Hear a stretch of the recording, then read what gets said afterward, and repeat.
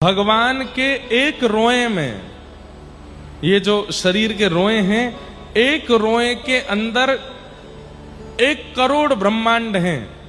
एक ब्रह्मांड में एक पृथ्वी है। ऐसे 1 करोड़ ब्रह्मांड भगवान के एक रोए के अंदर है। यदि संपूर्ण शरीर में देखा जाए तो 3.5 करोड़ रोए हैं। 3.5 करोड़ रोए में कितने ब्रह्मांड हैं?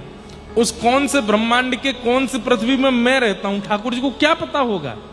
अब बात अगर आती है कि ठाकुर जी को क्या पता होगा, तो ये बात तो गलत है। ठाकुर जी को सब पता है, लेकिन हमें कष्ट देना, हमें सुख देना, हमारे साथ बुरा करना, हमारे साथ अच्छा करना, ये ठाकुर जी की लीला नहीं है। ये प्रकृति है। ये हम अपने कर्म के बंधन में है। कर्म से हमको सुख, कर्म से हमको दुख मिलता ही रहता है।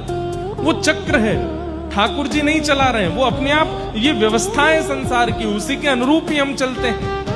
अब कौन सी क्रिया का फल आपको मिला है, आपको नहीं पता। आप सोचने बैठ जाओगे जन्म से अभी तक मैंने किसी का बुरा नहीं किया, तो इस जन्म का हो भी नहीं सकता। हो सकता है पूर्व जन्म का हो सकता है पूर्व से पूर्व जन्म का हो।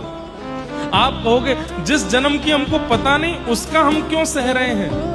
ठाकुर जी कहते हैं जब उस जन्म में थे तब समझाया जा रहा था कि गलत मत करो, भोगना पड़ेगा।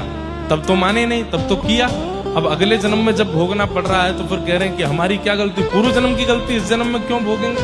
यही होता है, ये संसार का नियम है। इसीलिए सावधान किया जाता है कि कुछ गलत मत करो, क्योंकि जरूरी नहीं है कि इसी जन्म में भोगोगे, अगले जन्म में भी भोगना पड़ सकता है। और तब आप केवल ये सोचते ही रह जाओगे कि मैंने किया क्या जो मुझे ये कष्ट मिल रहा है।